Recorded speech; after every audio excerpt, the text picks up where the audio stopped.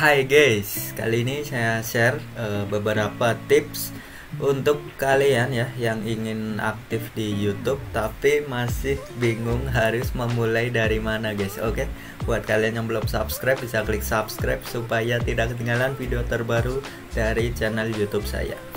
Ya, ini menurut idealisme saya ya, saya sharing. YouTube merupakan salah satu platform audiovisual yang cukup populer di era digital saat ini guys. Walaupun pada akhirnya ya beberapa platform yang lain seperti TikTok, Instagram, Reels, IGTV dan sebagainya termasuk menjadi saingan YouTube juga guys. Tapi untuk kali ini saya akan bahas untuk konsep perkontenan di YouTube ya, sesuai idealisme saya, ideologi saya guys. Dan anggaplah ini sebagai perspektif baru buat kalian ya. Dan sudut pandang ini boleh kalian terima atau tidak diterima juga tidak apa-apa guys. Oke. Ya, cara saya dalam membuat konten-konten di YouTube guys sebenarnya sesuai dengan hobi saya ya, entah itu musik, film, atau Korean pop dan hal-hal kesenian yang lain yang estetik ataupun menarik menurut sudut pandang saya guys. Dan bersyukurnya adalah masih ada beberapa penonton yang bisa menerima idealisme saya atau pun cukup banyak penonton yang satu frekuensi dengan hal yang saya sukai guys. Nah, namun tergantung dari tujuannya juga guys, karena kesuksesan di YouTube pun kita tidak bisa menjudge ya kesuksesan para YouTuber hanya dari satu sisi aja guys, entah itu dari jumlah AdSense atau jumlah views atau jumlah positif negatif komen. Kita tidak boleh menjudge itu guys, karena YouTube itu sangat kompleks ya, dunia digital platform yang cukup kompleks guys. Jadi kesuksesan di YouTube itu sangat relatif guys, tergantung sudut pandang kita bagaimana guys. Nah, dan tujuan aktif di YouTube itu ada beberapa tujuannya juga ya. Ada yang ingin diakui skillnya, atau ingin dikenal, ingin memberi dampak positif terhadap orang-orang banyak, atau memang tujuannya ingin mencari uang melalui pendapatan AdSense guys. Ya, tahap-tahap yang perlu kita persiapkan adalah yang pertama, kita harus tahu passion konten kita guys. Jenis kontennya yang paling kita minati itu apa guys? Kan ada vlog, review, unboxing, tutorial, atau sekedar have fun, games, traveling dan sebagainya. Kita bisa pilih, cari tahu ya apa yang ingin kita sharingkan guys. Kalau kita tidak ingin terbebani ya dalam memproduksi sebuah konten itu, ya saran saya buatlah konten yang kita sukai dulu guys. Even berapapun jumlah penonton ya di awal-awal video kita, tapi karena dari proses itulah semakin kesini kita bisa mengevaluasi guys, apakah konten kita bisa menarik untuk ditonton, bisa menginspirasi atau memberikan informasi yang menarik, bermanfaat, atau bahkan bisa menghibur guys, atau bisa juga memberikan pengaruh terhadap orang banyak guys. Nah, contohnya saya dulu hobi nonton film, akhirnya saya aktif membuat konten review film guys. Itu salah satu contoh jenis konten yang cukup produktif saya produksi ya saat itu sebelum pandemi guys.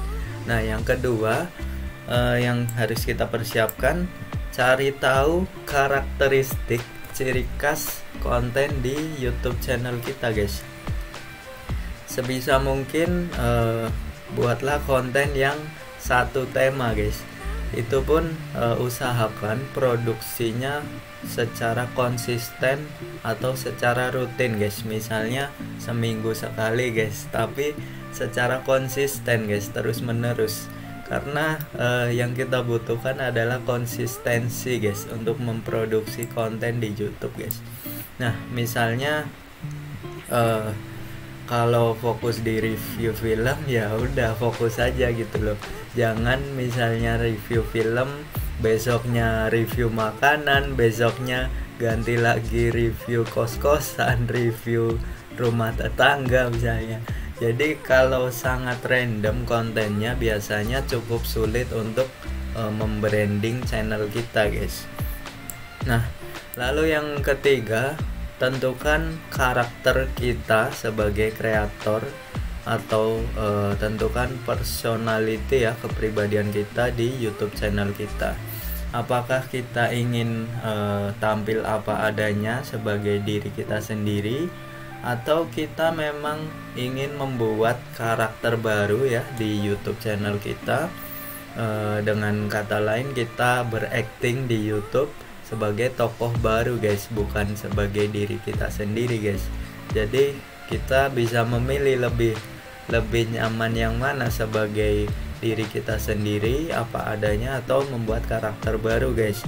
Keduanya pun mempunyai resiko ya, positif komen ataupun negatif komen guys, karena tidak semua orang bisa menerima apa yang kita tampilkan di YouTube guys. Jadi ada resiko masing-masing guys. Dan saya pernah juga membuat gimmick ya, karakter, contohnya non K-popers dan K-popers guys. Videonya seperti ini. Seberapa greget lo jadi K-popers? Kemarin gua beli albumnya Blackpink, terus harganya 500 ribuan, terus nggak ada yang lebih mahal. Nah di video tadi yang satu karakternya non K-pop itu orang yang tidak suka musik K-pop, yang satunya K-popers orang yang suka musik K-pop ya. Tapi ini hanya untuk contoh aja, mohon maaf ya untuk para K-popers, karena saya juga termasuk salah satu orang yang cukup suka juga dengan Korean pop ya. Nah ada sebuah kontradiktif karakter guys, di situ saya membuat gimmick ya, tapi memang untuk tampil sebagai orang lain itu cukup membutuhkan effort guys, cukup membutuhkan pengorbanan guys, karena tidak mudah juga untuk berakting ya di luar sebagai diri kita guys. Sebagai orang lain itu perlu effort guys. Oke. Atau misal kalian bisa buat karakter sebagai anak SMA gitu ya, anak SMA yang rajin versus anak SMA yang bad boy gitu ya. Jadi banyak ide sebenarnya kalau untuk membuat karakter baru guys ya. Lalu yang keempat, coba tambahkan segmen guys. Maksudnya ketika kita sudah bisa konsisten dengan satu jenis konten yang kita produksi secara terus menerus, kita bisa mencoba untuk menambahkan segmen baru, konten baru, atau playlist yang baru guys, supaya penonton juga tidak bosan dalam melihat konten-konten kita guys. Misalnya sudah aktif konten utamanya review film, lalu saya pernah menambah juga vlog, event meet and greet, ataupun daily vlog tentang CGV member dan sebagainya ya. Tapi itu masih relate guys, masih satu tema juga guys. Jadi kalian bisa coba menambahkan jenis konten baru yang masih relate ya, ataupun yang tidak setema juga tidak apa-apa, asalkan konten utama tadi yang awal sudah cukup konsisten untuk diproduksi guys. Oke, dan yang terakhir guys, yang kelima, marketing konten atau sesuai konsep idealisme aja. Maksudnya adalah kalau kita membuat konten di YouTube tujuannya untuk memperoleh banyak views, tentunya hal itu berkaitan dengan marketing konten di YouTube guys. Sama saja kita menjual konten di YouTube tanpa adanya idealisme guys. Maksudnya kita membuat konten yang penonton sukai guys. Itu pun kalau kita tidak merasa terbebani ya ketika memproduksi konten itu, karena perlu effort lebih guys untuk membuat konten yang penonton suka atau yang sesuai dengan selera pasar ya, selera penonton di YouTube itu perlu effort guys. Nah, contoh lain misalnya tujuan kita mencari views yang banyak, kita bisa mereview sebuah kasus yang sedang viral diperbincangkan di media sosial. Misalnya kita review salah satu kasus yang viral, dampaknya apa? Dampaknya views di video kita bisa bertambah banyak juga guys, karena ya itu tadi, tanpa adanya idealisme konsep channel kita, tapi kita tujuannya memang pengen mendapatkan banyak views guys. Jadi di YouTube itu tergantung tujuannya guys, apakah kita hanya ingin sharing aja atau memang tujuannya emang marketing ya, atau untuk membranding channel kita, atau untuk membranding skill kita, atau membranding nama kita. Jadi banyak sekali tujuan-tujuan atau motivasi di YouTube guys.